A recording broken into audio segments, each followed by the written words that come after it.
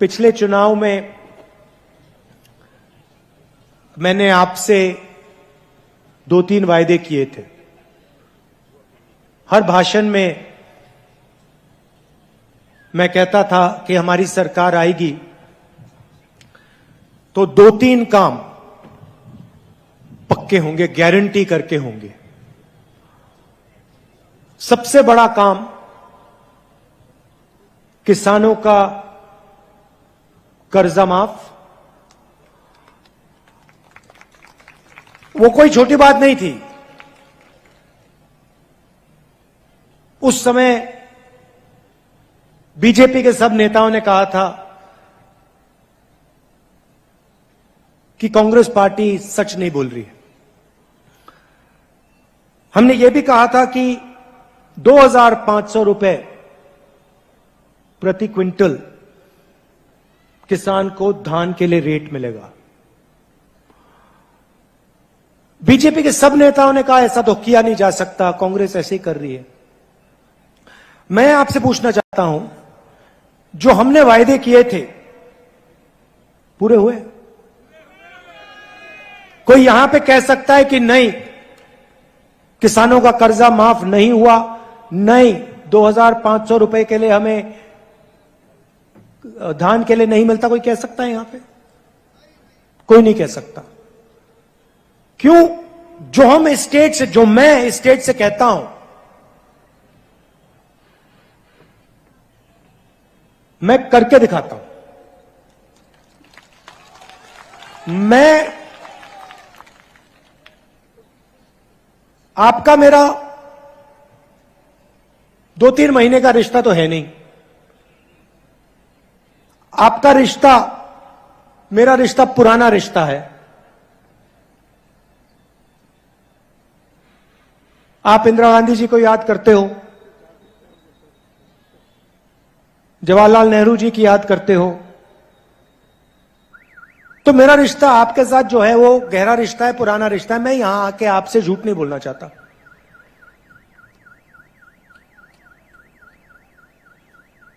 प्रधानमंत्री यहां आए, उन्होंने आप सबसे 15 लाख रुपए का वायदा किया था। कहा था हर बैंक अकाउंट में 15 लाख रुपए डाल दूंगा। कर दिया? भैया बाद में कीजिए। किसी के बैंक अकाउंट पे नहीं आया। उन्होंने कहा था कि नोटबंदी से काला धन मिट जाएगा। मिट गया? कहा था किसानों का, किसान बिल से फायदा होगा। किसानों ने स्वयं बिल को रद्द कर दिया। देश के सारे किसान खड़े होकर कहते प्रधानमंत्री झूठ बोल रहा है, हमें नहीं चाहिए ये बिल। तो आप जानते हो सच कौन बोलता है, झूठ कौन बोलता है।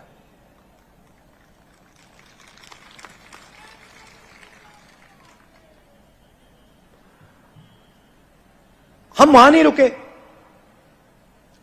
हमने आपसे कहा था कि धान के लिए 2,500 रुपए प्रति क्विंटल हम देंगे। आपको कहने की जरूरत नहीं पड़ी, वो आस्ते आस्ते आस्ते आस्ते बढ़ता गया। सही बोल रहा हूं? सही बोल रहा हूं? तो हमें बोलने की जरूरत भी नहीं है। मैं आपको कह रहा हूं, हमने अनाउंस किया है कि 3,200 रुपए प्रति क्विंटल मिलेगा। लिख लो, रख लो। 5 साल मैंने 2,500 कहा था, अब मैं कह रहा हूं 3,200 से शुरुआत होगी। शुरुआत मतलब 3,200 से शुरुआत होगी और उसके बाद यह बढ़ता जाएगा, बढ़ता जाएगा। जितनी जरूरत किसान को होगी, जो हम कर सकेंगे हम करके दिखा देंगे। आपको कहने की जरूरत नहीं, आपको बताने की भी जरूरत नहीं कि भैया हमें ज्यादा पैसा चाहिए। आप देखना वो बढ़ता जाएगा, बढ़ता जाएगा।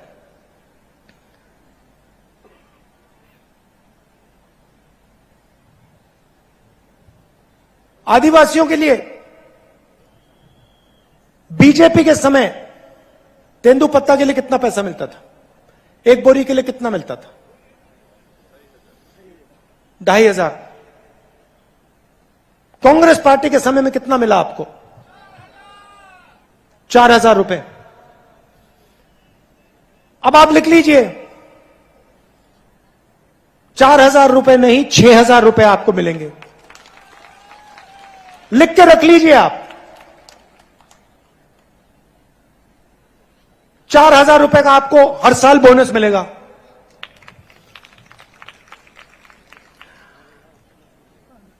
₹23,000 करोड़ रुपए हमने किसान न्याय योजना में आपको दिया। आपने मांगा नहीं। हमने कहा भैया हम न्याय योजना करना चाहते हैं, हमारा प्लान था लोकसभा में करने का, हम छत्तीसगढ़ में इसको टेस्ट करके दिखाएंगे, और हमने कर दिया।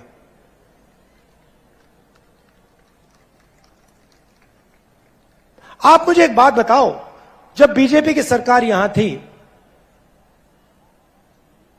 कर्जा माफ किया उन्होंने? धान के लिए सही रेट दिया क्या? तेंदुपत्ता के लिए सही रेट दिया?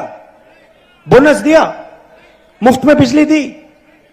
तो क्या बात कर रहे हैं ये लोग? मतलब क्या बात कर रहे हैं? अब मैं आपको छोटी सी बात बताता हूं। जैसे मैंने पिछले चुनाव में कहा था किसान का कर्जा माफ होगा, पेन निकाल के आप लिख लीजिए, इस बार किसान का कर्जा माफ होगा।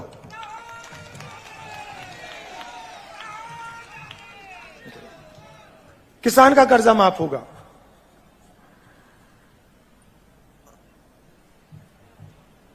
पिछली बार हमने कहा था बिजली बिल हाफ, इस बार जो 200 यूनिट बिजली के हैं वो आपके माफ हो जाएंगे। अब इसका मतलब समझिए,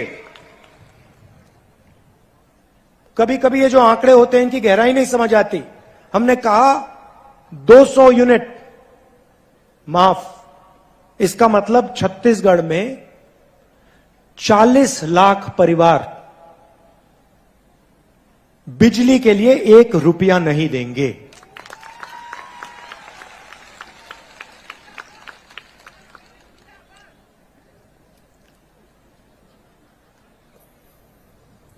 केजी टू पीजी आपने सुना है? ये क्या है ये केजी टू पीजी?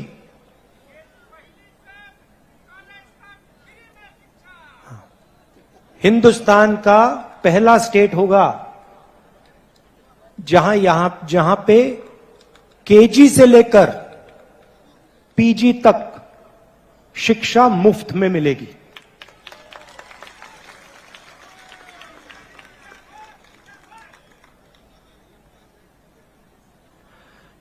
बीजेपी क्या करती है? सारे के सारे स्कूल प्राइवेटाइज कर देती है, कॉलेजेस प्राइवेटाइज कर देती है, अस्पताल प्राइवेटाइज कर देती है। आदिवासियों को वनवासी कहते हैं, सुना आपने? आदिवासी को ये लोग वनवासी क्यों कहते हैं? मुझे बताओ, कोई बता सकता है? वनवासी शब्द में और आदिवासी शब्द में क्या फर्क है? हाँ? और वनवासी जंगल में रहने वाले। अच्छा बताइए, आपका नाम क्या है? गोवर्धन जी, आपने वो जो बीजेपी का वीडियो था जिसमें बीजेपी का नेता एक आदिवासी पे पेशाब कर रहा है, वो आपने देखा? मध्य प्रदेश में देखा आपने? आपने कभी बीजेपी के किसी नेता को जानवर को पर पेशाब करते हुए देखा है? तो बीजेपी के नेता जानवर पर पेशाब नहीं करते, मगर आदिवासी पर पेशाब कर रहे हैं। देखिए, आदिवासी शब्द के अंदर गहराई में बहुत जरूरी चीज छुपी हुई है। सबसे पहले जल, जमीन, जंगल के मालिक आदिवासी थे। भाइयों और बहनों, आदिवासी शब्द के अंदर आदिवासियों का जो हक है, जमीन का हक, जल का हक, जंगल का हक, वो छुपा हुआ है। वनवासी का मतलब वो लोग जो जंगल में रहते हैं। बीजेपी आपको वनवासी कहते हैं, हम आपको आदिवासी कहते हैं। बीजेपी आपके अधिकार छीनती है, हम आपको अधिकार देते हैं। हम आपसे गले लगते हैं, बीजेपी आपके ऊपर पेशाब करते हैं। बीजेपी के नेता आपके ऊपर पेशाब करते हैं और फिर वीडियो वायरल कराते हैं कि पूरा देश देखे कि बीजेपी के नेता आदिवासी पर पेशाब कर रहा है। यह इनकी सोच है। अच्छा, मैं आपसे सवाल पूछता हूं, आपको वनवासी कहते हैं ना? जंगल कम हो रहा है या ज्यादा? कम हो रहा है ना? तो जब 15-20 साल में जंगल गायब हो जाएगा तो वनवासी कहां जाएंगे?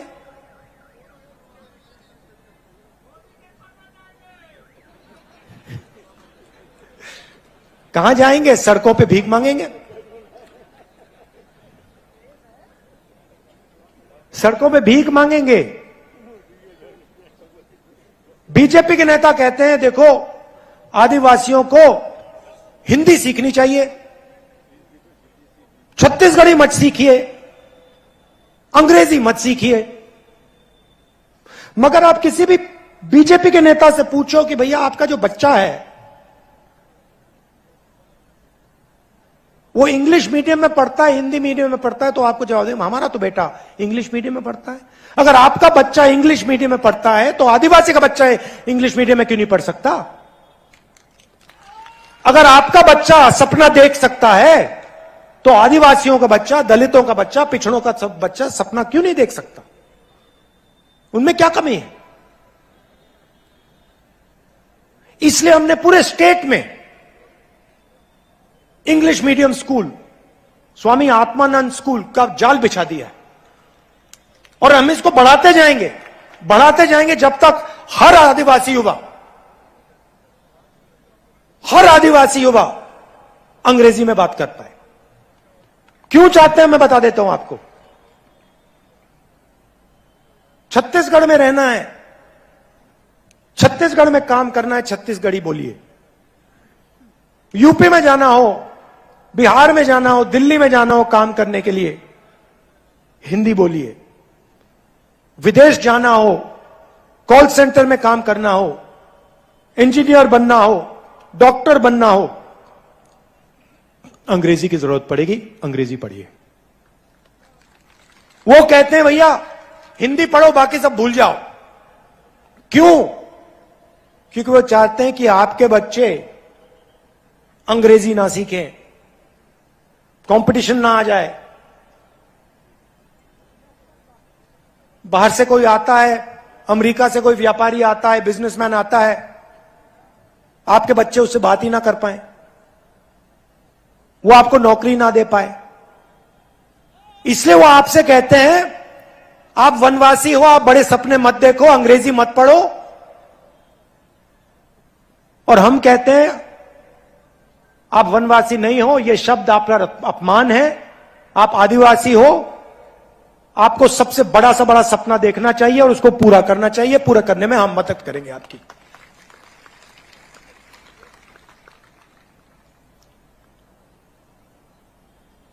यहां पे पिछड़े वर्ग के लोग भी हैं। कुछ दिन पहले नरेंद्र मोदी जी ने बहुत अच्छी बात बोली, मैंने पहली बार सुनी है। हर भाषण में कहते हैं मैं ओबीसी हूं, हर भाषण में ओबीसी की बात करते हैं। और जब मैंने जाति जनगणना की बात शुरू करी, जब मैंने कहा कि जाति जनगणना होना चाहिए, कहते हैं हिंदुस्तान में कोई जाति नहीं है, हिंदुस्तान में सिर्फ एक जात है, गरीब, और कोई जाति नहीं। तो नरेंद्र मोदी जी, अगर हिंदुस्तान में एक ही जात है, उसका नाम गरीब है, तो आप अपने आप को ओबीसी क्यों कहते हो? और अगर एक जात गरीब है तो अमीर कौन है? अमीर में कोई जाति नहीं है, सिर्फ एक जात है हिंदुस्तान में, वो है गरीब। आपने चुनाव जीत लिया, रोज हवाई जहाज में उड़ते हो, करोड़ों रुपए के सूट पहनते हो, हर रोज नया सूट पहनते हैं मोदी जी। आपने कभी देखा है नरेंद्र मोदी जी को 2 बार एक कपड़ा पहनते हुए? कभी देखा आपने कि मोदी जी ने एक कपड़ा 2 दिन के लिए पहन लिया? कभी देखा? एक दिन में 3, 4, 5 कपड़े पहनते हैं मोदी जी। तो आपने चुनाव जीत लिया, करोड़ों के सूट पहन रहे हो, मगर जब ओबीसी को आपकी जरूरत पड़ी, ओबीसी युवाओं को आपकी जरूरत पड़ी जाति जनगणना कराने में, तो आप कहते हो एक ही जात है, गरीब, ओबीसी तो है ही नहीं।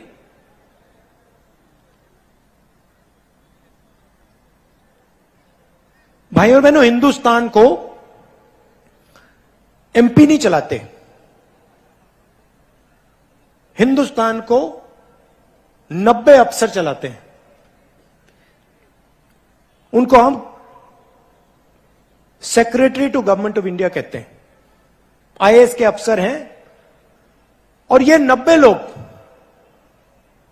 हिंदुस्तान का पूरा पैसा जो है उसको बांटते हैं। मनरेगा में कितना जाएगा, सेना को कितना मिलेगा,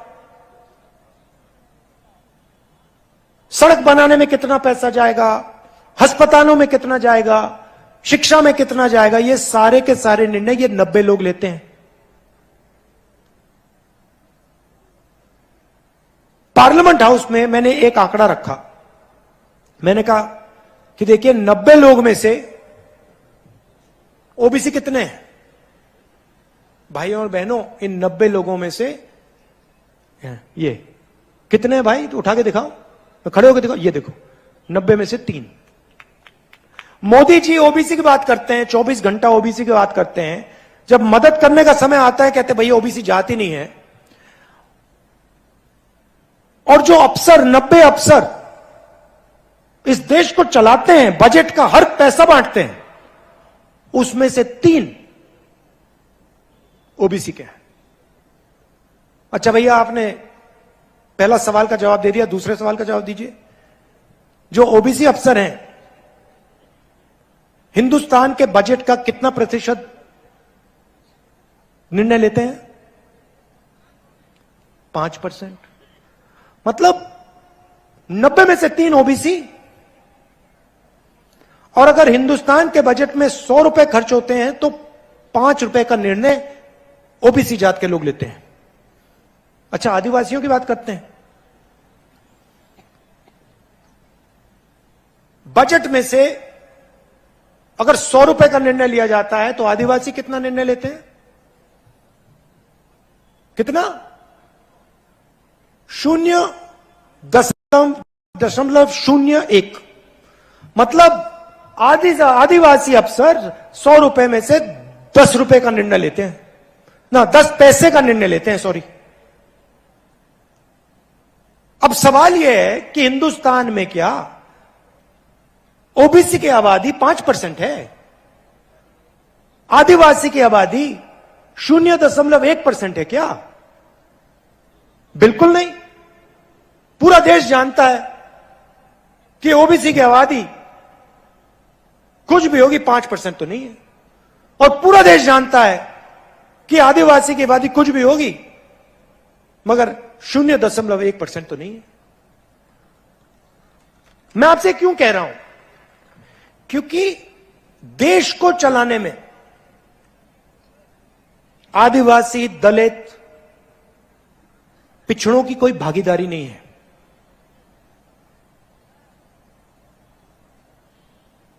क्योंकि 90 अफसरों में से कोई नहीं है। अगर आप मुझे कहते कि भैया देखो 90 अफसर हैं, उसमें से 50% ओबीसी हैं, तो मैं कहूंगा हां भैया, बजट का 50% ये लोग खर्च कर रहे हैं तो भागीदारी है। अगर आप मुझे कहते देखिए 15% बजट का आदिवासी लोग निर्णय ले रहे हैं, तो मैं कहता हां भैया भागीदारी है। इसलिए मैं चाहता हूं, और ये ओबीसी के जो युवा हैं, आदिवासी युवा हैं, आप इस बात को उठाइए, यह आपके भविष्य की बात है। इसलिए मैं चाहता हूं कि जाति जनगणना हो, सबको पता लग जाएगा कि देश में आदिवासी कितने हैं, दलित कितने हैं, पिछड़े कितने हैं, जनरल कितने हैं, सबको पता लग जाएगा। एक बार सबके आंकड़े हमारे सामने आ जाएंगे, सामने होंगे, तो हम कहेंगे ठीक है भैया, अब अगर 50% आबादी है तो भागीदारी होनी चाहिए। 90 में से 3 अफसर काम होने वाला नहीं है, इसको हमें बदलना पड़ेगा। अब नरेंद्र मोदी के पास जाति जनगणना के आंकड़े पड़े हुए हैं,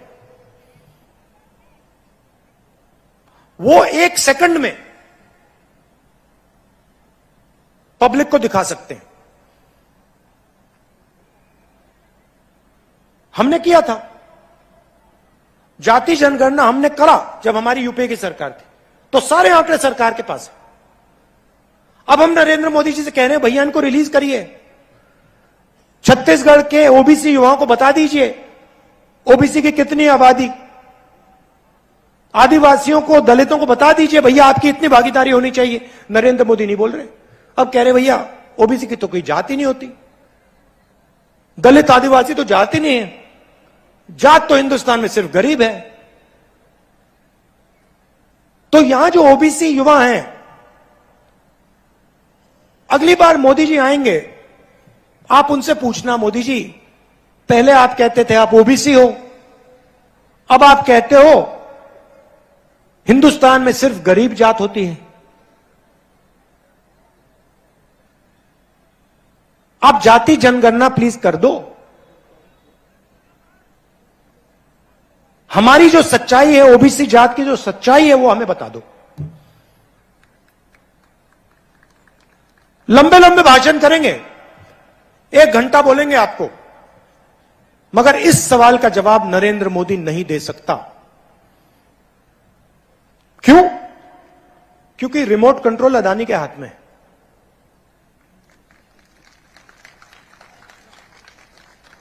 सरकार को अदानी चला रहा है, नरेंद्र मोदी का चेहरा दिखाते हैं। देखो हंस रहे हैं ये, देखो मुस्कुरा रहे हैं। क्या नाम है आपका भैया? नहीं, मीडिया वाले जो हैं जो मुस्कुरा रहे हैं, क्या नाम है आपका? मुस्कुराहट चली गई, डर गए। तो 24 घंटा ये दिखाते हैं मोदी जी, मोदी जी, मोदी जी, मोदी जी। क्यों? क्योंकि अदानी जी इनको कहते हैं भैया दिखाओ सौदा क्या है। मोदी जी की मार्केटिंग ये करते हैं, और आपका जल, आपका जंगल, आपकी जमीन मोदी जी अदानी जी को दे देते हैं। सही बात है, सच्चाई है, पूरा देश जानता है। तो मैंने आपको शुरुआत में कहा देखो भैया जो मैं कह देता हूं मैं कर देता हूं। यहां पे मैंने कहा था 2500 रुपए धान के लिए मिलेगा, मिल गया। मैं आपको यहां कह रहा हूं कि छत्तीसगढ़ में जैसे हमारी सरकार आएगी ना, जात का सेंसस हम वहीं उसी दिन शुरू कर देंगे। और दिल्ली में मोदी जी करें ना करें, हर आदिवासी युवा को यह समझ आना चाहिए,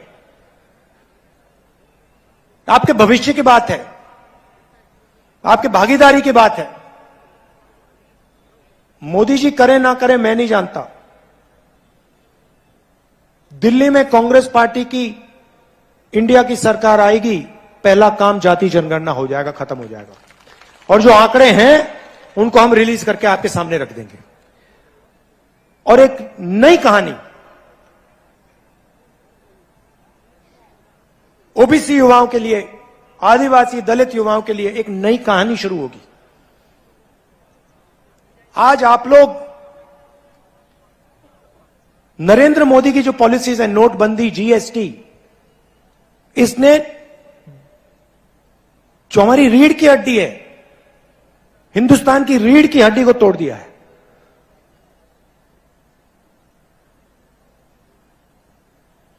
युवाओं को रोजगार नहीं मिल सकता नरेंद्र मोदी की सरकार में, आप सब जानते हो। तो रोजगार देने का पहला कदम जाति जनगणना, किसके पास कितना धन है,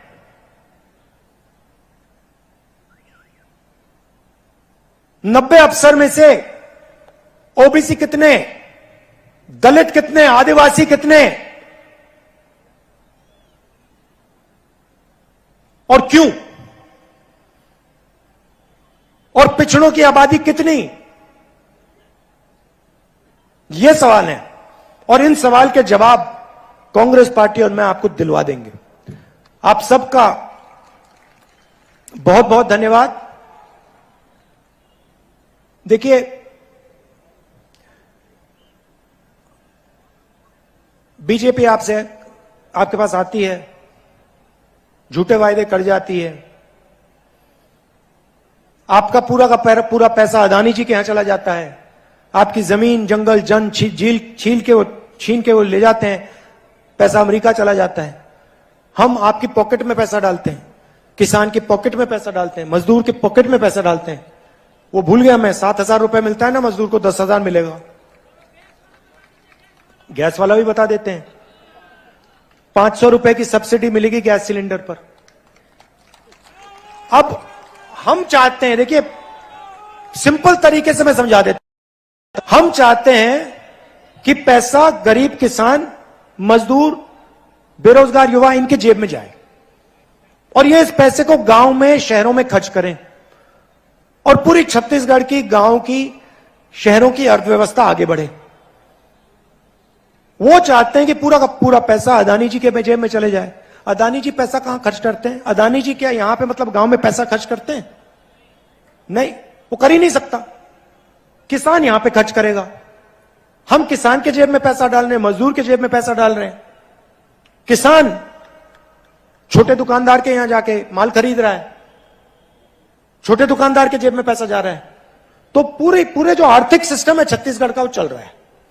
जैसे ही बीजेपी की सरकार आती है, वैसे ही ये किसानों का पैसा बंद कर देते हैं, मजदूरों का पैसा बंद कर देते हैं, जमीन छीनने लग जाते हैं और पूरा का पूरा फायदा अदानी जी को पहुंचाना शुरू कर देते हैं। तो निर्णय आपका है। मैं जानता हूं कि छत्तीसगढ़ में भारी बहुमत से कांग्रेस पार्टी आने वाली है। जो मैंने यहां कहा वो मैं आपके लिए पूरा करके दिखा दूंगा। धन्यवाद। जय हिंद। बहुत